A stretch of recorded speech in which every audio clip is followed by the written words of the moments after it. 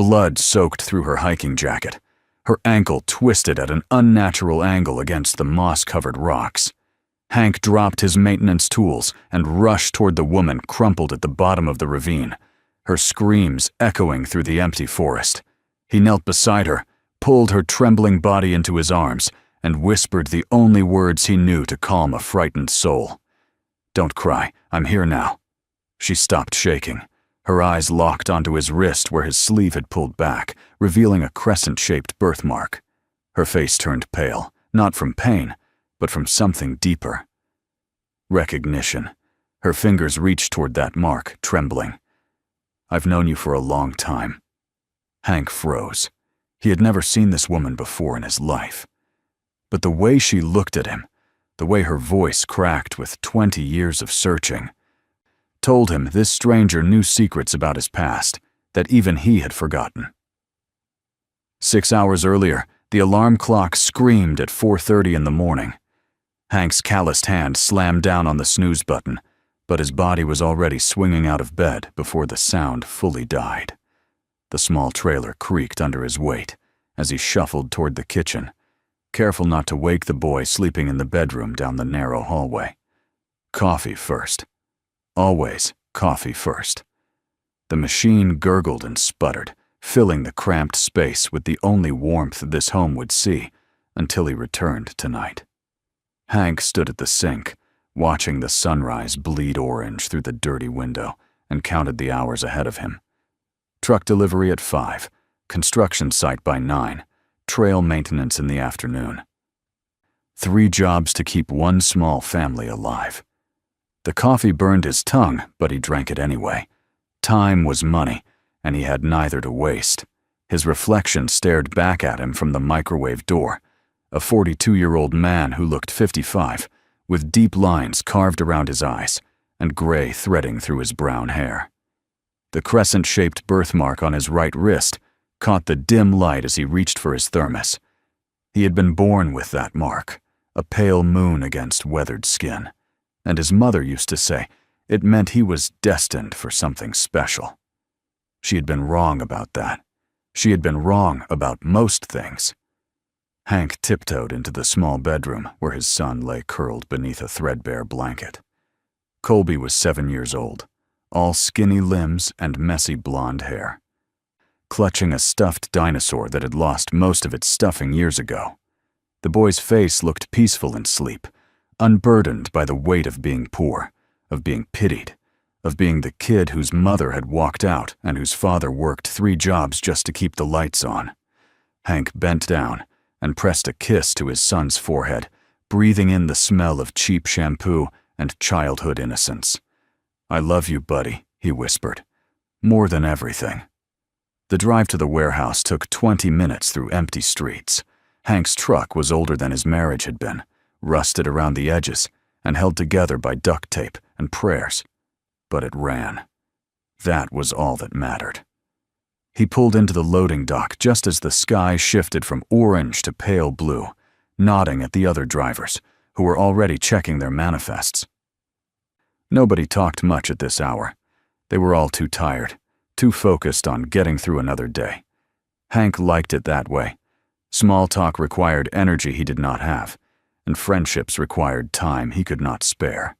He had learned long ago that a man in his position could not afford the luxury of connection. The morning deliveries went smoothly enough, boxes loaded, routes driven, signatures collected. By 8:45, Hank was pulling up to the construction site on the east side of town, where a new shopping center was slowly rising from the dirt. The foreman waved him over, pointing toward a pile of lumber that needed moving. Hank did not mind the physical labor. His body had grown accustomed to the ache in his back, the burn in his shoulders, the calluses that never fully healed before new ones formed on top of them. What he minded was the way the other workers looked at him, that mixture of pity and judgment that followed him everywhere he went. "Hey, Hank," one of the younger workers called out. "Heard your boy got sent home from school again. Teacher said he fell asleep in class." The words were casual, but the smirk behind them was not. Hank felt his jaw tighten as he lifted another board onto his shoulder. "He's fine," he said. keeping his voice level. "Just tired?" The worker laughed. Maybe if his old man was home more instead of working himself to death. Hank said nothing. He had learned that silence was cheaper than conflict, and conflict was something he could not afford. So he swallowed his pride like he swallowed everything else, and kept working until his muscles screamed for mercy. By 2 in the afternoon, Hank had changed into his 3rd uniform of the day. The Forest Service vest hung loose on his frame, faded green with reflective strips that had long since lost their shine. Trail maintenance was his newest job, picked up 3 months ago when the medical bills started piling up faster than his paychecks could cover them. Colby had been sick that winter. Nothing serious, the doctors said, just a bad case of pneumonia that required hospitalization and antibiotics, and follow-up visits that cost more than Hank made in a month. The bills were still sitting on his kitchen counter, unopened, because opening them would make them real. The forest was quiet this time of day. Hank walked the familiar paths with his tools slung over his shoulder, clearing fallen branches and checking for erosion damage. The trees stretched tall above him, their leaves filtering the sunlight into dancing patterns on the ground. This was the only part of his day that felt anything close to peaceful. Out here, there were no pitying glances, no whispered judgments, no reminders of everything he had failed to become. Just the sound of birds and wind and his own steady breathing. He paused at a clearing overlooking the valley below, letting himself rest for just a moment. The mountains in the distance were still capped with snow, even in late spring. Beautiful. He had almost forgotten that beautiful things existed. That was when he heard the scream. It cut through the silence like a knife, high and desperate and filled with pain. Hank dropped his tools without thinking and ran toward the sound, his boots pounding against the dirt path. The scream came again, closer now, somewhere off the main trail. He pushed through the underbrush, branches scratching at his face and arms, until he reached the edge of a steep ravine. And there, crumpled at the bottom among the rocks and fallen leaves, was a woman. Her hiking jacket was bright red, stained darker in patches where blood had soaked through. One leg was bent beneath her at an angle that made Hank's stomach turn. He scrambled down the slope, sending loose rocks tumbling ahead of him. "Hold on!" he called out. "I'm coming!" The woman looked up at him with wild eyes, her face streaked with tears and dirt. She was maybe 35, with dark hair that had come loose from its ponytail, and a gash across her forehead that was bleeding freely. Expensive hiking gear, Hank noticed. Professional-grade boots. Name-brand backpack. This was not someone who belonged in the same world as him. But none of that mattered now. What mattered was that she was hurt, and she was scared, and he was the only one here. Hank knelt beside her on the rocky ground, careful not to jostle her injured leg. "Can you hear me?" he asked, his voice calm and steady despite his racing heart. She nodded, her breath coming in short, panicked gasps. "My ankle," she managed. "I think it's broken. I slipped on the rocks, and I couldn't stop falling, and now I can't move, and nobody knows I'm here, and—" Her words dissolved into sobs. Hank reached out and pulled her trembling body against his chest, holding her the way he held Colby during thunderstorms. "Don't cry," he said softly. "I'm here now." She went still in his arms. For a moment, Hank thought she had passed out from the pain. But then he felt her shift, felt her body angle away from him just slightly, and he looked down to find her staring at his wrist. His sleeve had pulled back during the climb down, exposing the crescent-shaped birthmark that curved along the inside of his forearm. The woman's face had gone pale, paler than the blood loss could account for. Her eyes were wide, not with pain or fear, but with something that looked almost like wonder. Her fingers reached toward the mark, trembling. "I've known you for a long time," she whispered. Hank's blood ran cold. "What did you say?" The woman lifted her gaze to meet his, and there were tears streaming down her cheeks now, different tears than before. 20 years, she said, her voice cracking. I've been looking for you for 20 years. Hank shook his head slowly, trying to make sense of words that refused to form a coherent picture. He had never seen this woman before. He would have remembered a face like hers, a voice like hers. I think you're confused, he said gently. You hit your head pretty hard. Let me call for help and... She grabbed his arm, her grip surprisingly strong for someone so injured. Please don't go. Not again. Not before I can thank you. The woman's name was Rosalind Mercer. She told him this while he splinted her ankle with branches and strips torn from his vest, working carefully to stabilize the break before attempting to move her. She was the CEO of a company he had never heard of, something to do with sustainable technology and green energy solutions. She had flown in from the city for a hiking retreat, a rare weekend away from the boardrooms and conference calls that consumed her life. She had chosen this particular mountain because it was remote, because it was quiet, because she needed to think. And then she had slipped on a wet rock and tumbled 30 feet into a ravine, and her satellite phone had shattered on impact, and she had been lying there for almost 2 hours before Hank appeared. How do you know me? Hank asked finally, unable to contain the question any longer. Rosalind was leaning against him now, her weight supported by his shoulder, as he prepared to help her back up the slope. She turned to look at him, her dark eyes searching his face, as if memorizing every line, every shadow. You saved my life, she said. When I was 15 years old, there was a fire in my family's home. I was trapped in my bedroom on the 2nd floor, and the smoke was so thick I couldn't see, and I thought I was going to die. She paused, her voice catching. And then someone came through the window, a young man. He grabbed my hand and carried me down the ladder. I remember holding onto his wrist so tight, and I saw the birthmark, a crescent moon. I never forgot it. Hank felt the ground shift beneath him, even though he was standing perfectly still. The fire. He remembered the fire. The memory rushed back like water through a broken dam, flooding his mind with images he had buried for 2 decades. 20 years ago, he had been working as a day laborer in a wealthy neighborhood across town, trimming hedges and hauling trash for people who never bothered to learn his name. He was 22 years old, dirt poor, living in a rented room above a laundromat, eating canned beans for dinner most nights because fresh food was a luxury he could not afford. The wealthy families whose lawns he manicured looked right through him, as if he were invisible, as if he were part of the landscape, no more significant than the hedges he trimmed. He had seen the smoke from 3 blocks away that evening, black and thick and rising fast, curling against the orange sunset like a living thing. He had heard the screams, high and desperate, cutting through the quiet neighborhood like a knife through silk. Everyone else on the street had stopped to stare, frozen in place, their phones pressed to their ears as they called for help that would not arrive in time. But Hank had not stopped. He had not thought.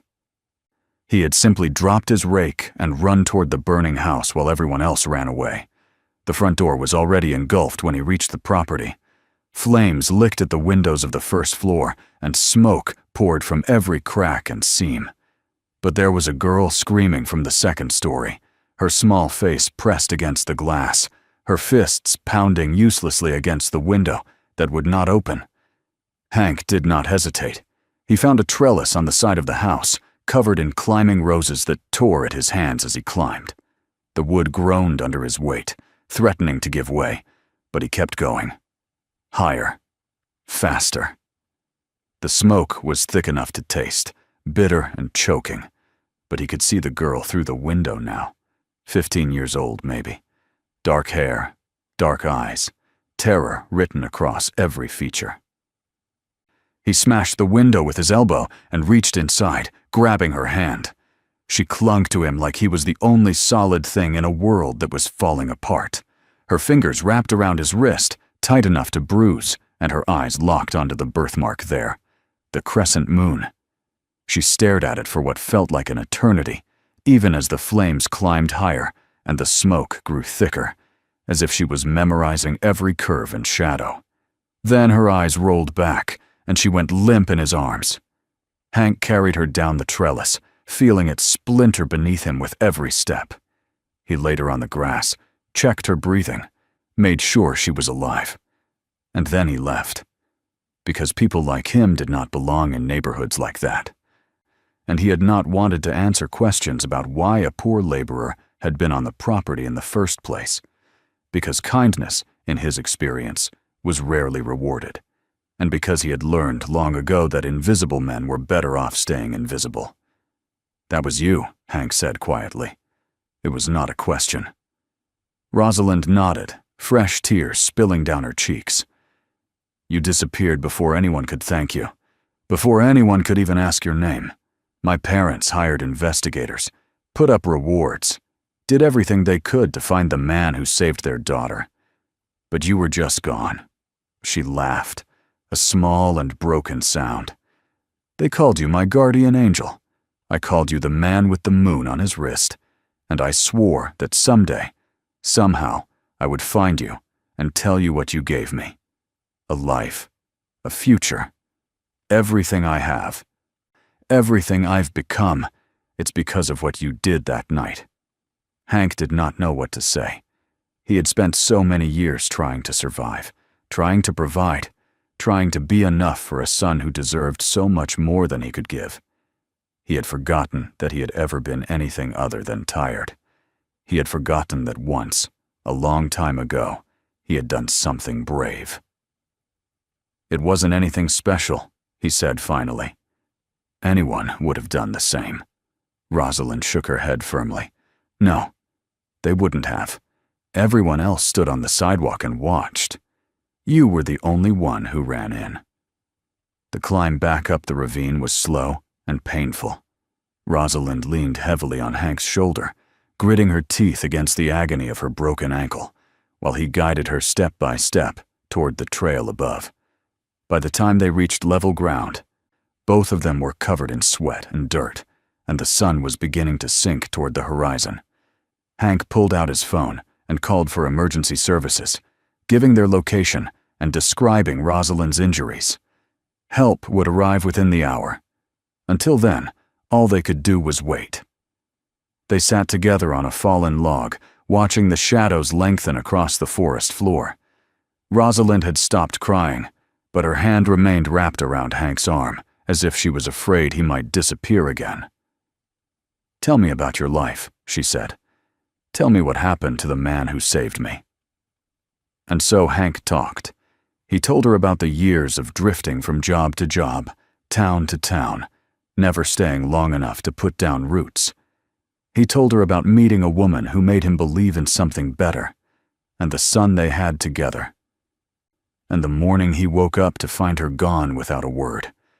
He told her about the 3 jobs, the unpaid bills, the way people looked at him like he was something to be pitied or avoided. He told her about Colby, about the way the boy laughed at terrible jokes and asked questions about everything, and still believed his father could do no wrong.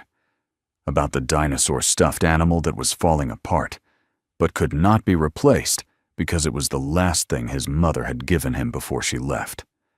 About the nights Hank lay awake wondering if he was ruining his son's life simply by being in it. His voice cracked on that last part, and he had to stop and look away, pretending to check the trail for signs of the rescue team. Rosalind was quiet for a long moment. When she spoke again, her voice was different, softer, more determined. "Let me help you." Hank shook his head before she even finished the sentence. "I don't need charity," he said. "I'm not looking for handouts.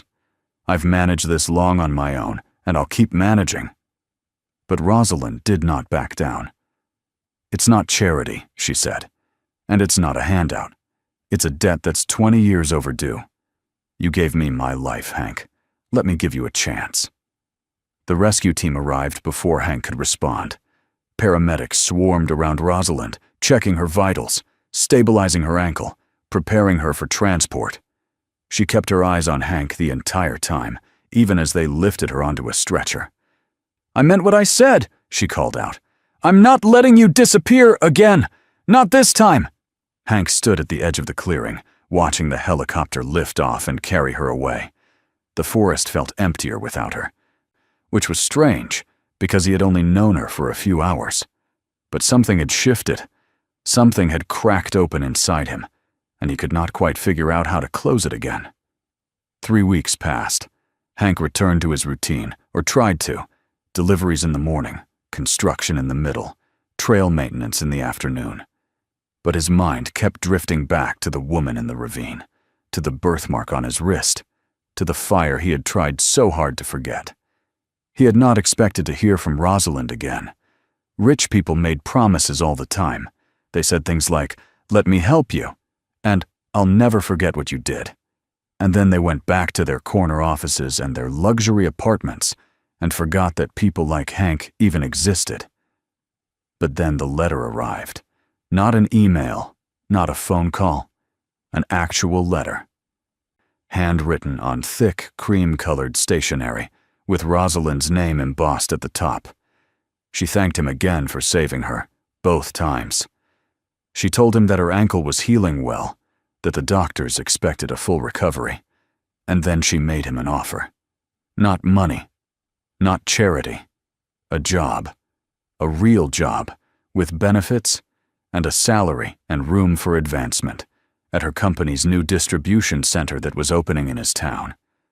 She wanted him to start in the warehouse, the same kind of work he was already doing, but with the opportunity to move up based on performance. "You gave me a chance when no one else would," she wrote. "Let me return the favor." Hank read the letter 3 times. Then he folded it carefully and put it in his pocket, where it stayed for the next 2 weeks while he tried to convince himself that he did not need anyone's help. He was fine. Colby was fine. They had managed this long without handouts, and they would keep managing. Pride was the only thing he had left that nobody could take away from him. But then Colby started coughing. Small coughs at first, the kind that could be explained away as allergies or a minor cold.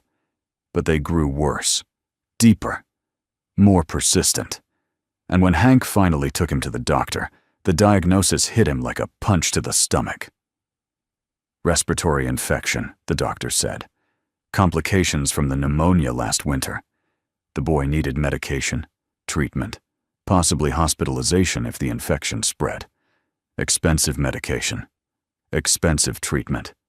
Hank sat in the parking lot of the clinic for a long time, staring at the prescription in his hands and doing math in his head.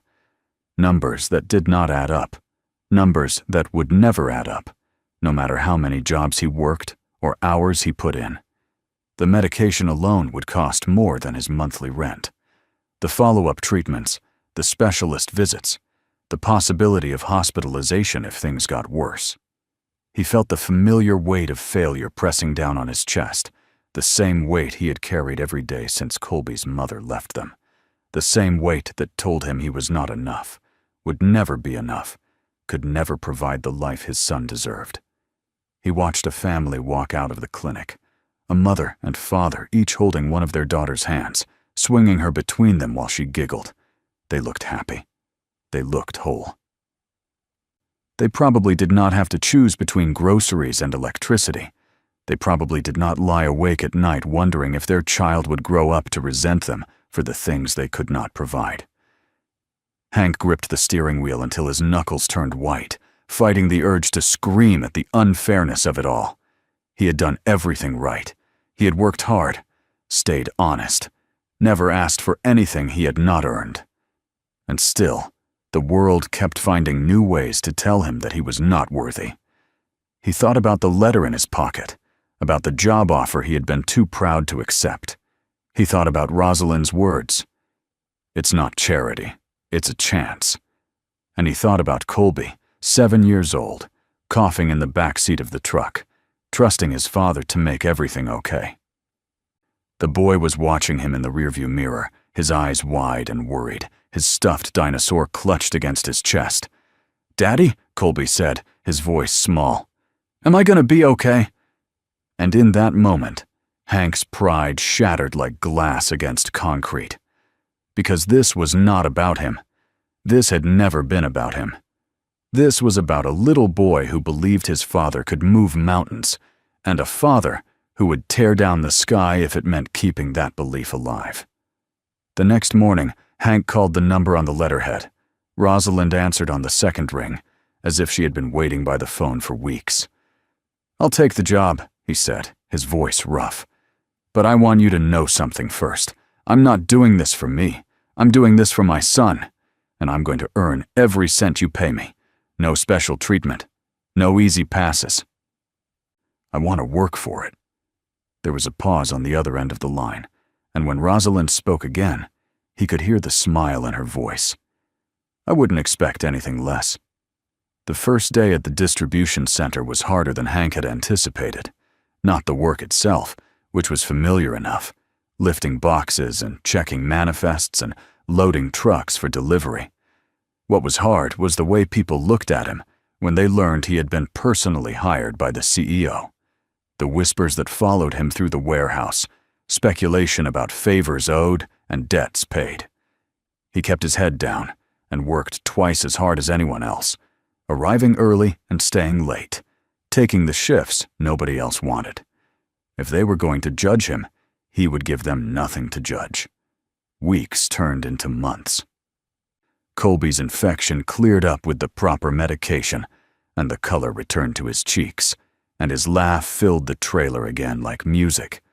Hank started coming home at reasonable hours, started cooking real dinners instead of microwaving frozen meals, started helping with homework and reading bedtime stories, and all the small moments he had been too exhausted to enjoy before.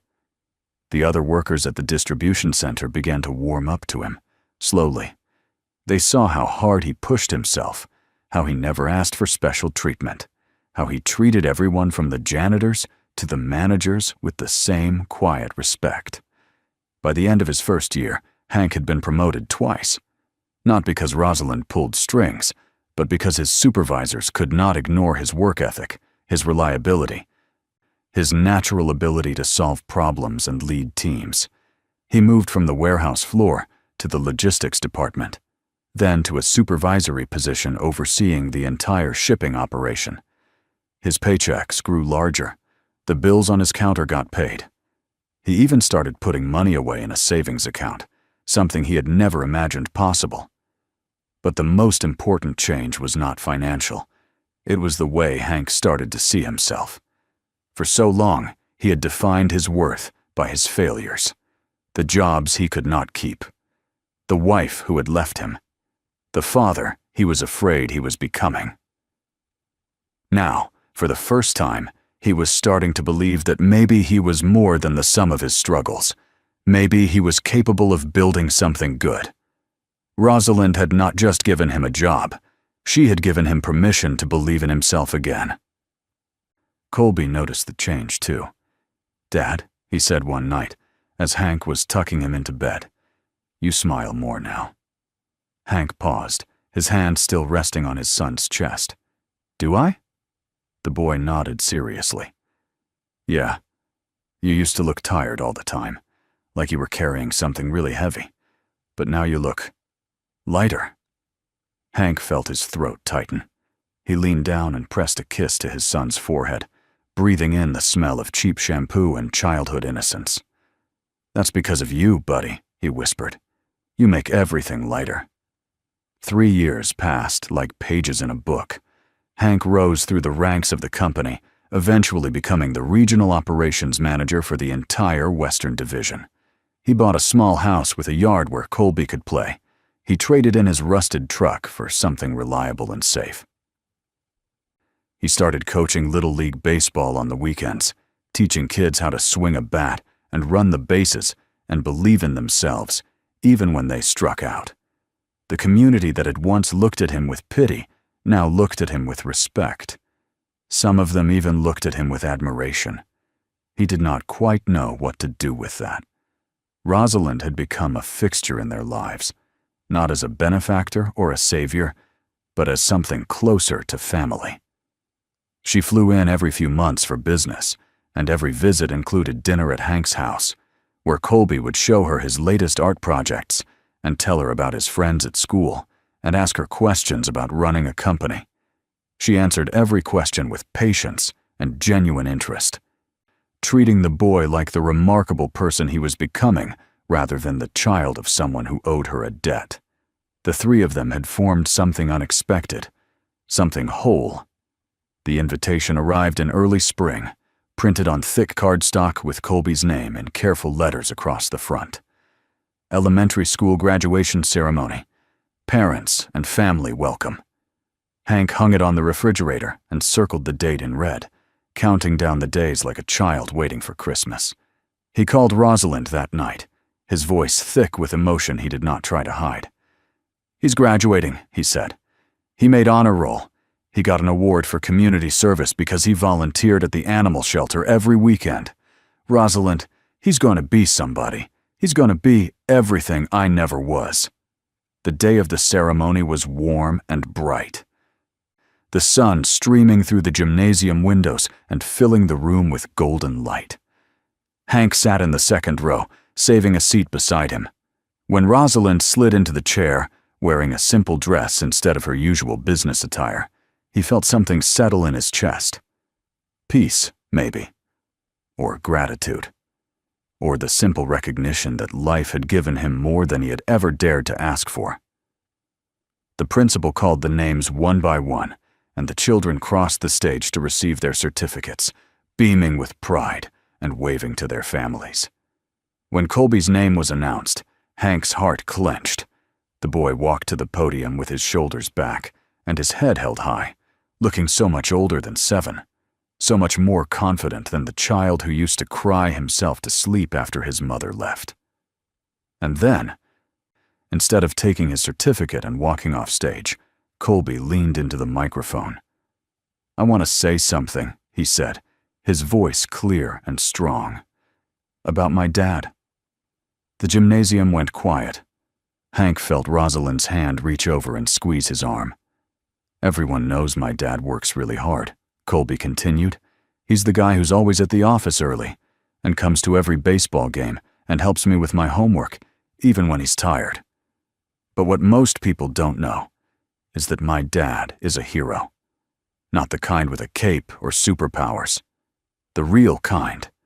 The kind who runs into burning buildings to save people. The kind who stops to help strangers, even when he has nothing to give. The kind who never gives up, no matter how hard things get." Hank's vision blurred. He felt tears streaming down his face, but made no move to wipe them away. Colby looked directly at him from the stage, his eyes shining. "Dad taught me that being strong doesn't mean never falling down. It means getting back up every time. He taught me that family isn't about blood. It's about who shows up. And he showed up for me every single day, even when he was exhausted, even when he was struggling, even when the whole world told him he wasn't enough. But he was enough, Dad. You were always enough." The gymnasium erupted in applause. Hank rose from his seat without thinking, and Colby jumped off the stage and ran down the aisle. And then they were holding each other in the middle of all those cheering people, and Hank was crying harder than he had cried since the day Colby was born. "Don't cry, Dad," the boy whispered against his chest. "I'm here now." The words hit Hank like a thunderbolt. The same words he had spoken to a frightened woman in the forest. The same words he had whispered to his son during thunderstorms. The same words his own mother had said to him a lifetime ago, when he was small and scared, and the world felt too big to survive. The words had come full circle, passed from generation to generation, a thread connecting all the moments of his life that had led him here. Rosalind was crying too. When Hank finally released his son and looked up, she was standing beside them, her hand pressed to her mouth, her eyes bright with tears she did not try to hide. "You did this," Hank said to her, his voice breaking. "You gave us this life." But Rosalind shook her head. "No," she said firmly. "You built this life. I just opened a door. You're the one who walked through it." That evening, they had dinner at Hank's house. The table was set with the good plates, the ones he had bought when he moved into the new house and vowed to start fresh. Colby sat between them, still wearing his graduation gown, talking a mile a minute about his plans for middle school and the sports he wanted to try and the books he wanted to read. The house was full of light and laughter and the smell of home-cooked food. It was full of everything Hank had once believed he would never have.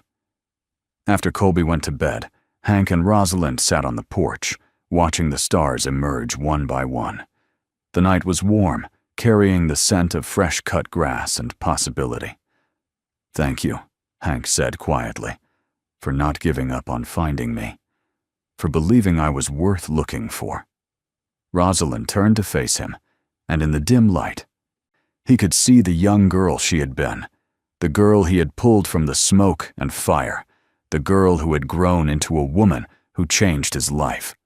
"You saved me twice," she said, "once from the fire, and once from becoming someone who forgot where kindness comes from." Hank looked down at the crescent-shaped birthmark on his wrist, the mark that had connected them across 20 years and countless miles. His mother had said it meant he was destined for something special. Maybe she had not been wrong after all. Maybe the something special was not fame or fortune or any of the things the world measured success by. Maybe it was this: a son who believed in him, a friend who had become family, a life built not on luck or privilege, but on the simple decision to get up every morning and try again. And Hank finally understood what it meant to be saved, not just from flames or poverty or the weight of a world that had counted him out, but saved from the belief that he was not enough, saved from the lie that his life did not matter, saved by a son who said, "Don't cry, I'm here now," and meant it with every fiber of his being. He thought about all the years he had spent running, hiding, convincing himself that he did not deserve good things. He thought about the fire he had run into without thinking, the girl he had saved without expecting anything in return, the life he had tried to build on nothing but sweat and stubbornness and an endless capacity for getting back up after being knocked down. He had spent so long believing that his worth was measured by his failures, by the things he could not provide, by the wife who had left, and the jobs he could not keep, and the bills he could not pay. But worth, he understood now, was not something that could be measured in dollars or counted in possessions. Worth was in the small moments, in the bedtime stories and the baseball games, and the way his son looked at him like he hung the moon. Worth was in showing up, day after day, even when everything hurt, even when hope felt like a luxury he could not afford. The circle was complete. The debt was paid. A young man had run into a fire 20 years ago because he believed that every life mattered, even the life of a stranger. That stranger had grown up and spent 2 decades searching for her guardian angel, driven by a gratitude that refused to fade. And when she found him, she did not offer charity or pity. She offered opportunity. She offered belief. She offered the same gift he had given her all those years ago, a chance. The moon hung low in the sky, crescent-shaped and glowing, casting silver light over the small house and the yard where a boy would play and grow and become the man his father always knew he could be. Somewhere in the distance, a bird sang its evening song, and the wind carried the scent of jasmine through the open window. And Hank, for the first time in longer than he could remember, felt like he was exactly where he was supposed to be. The story, at last, had found its way home.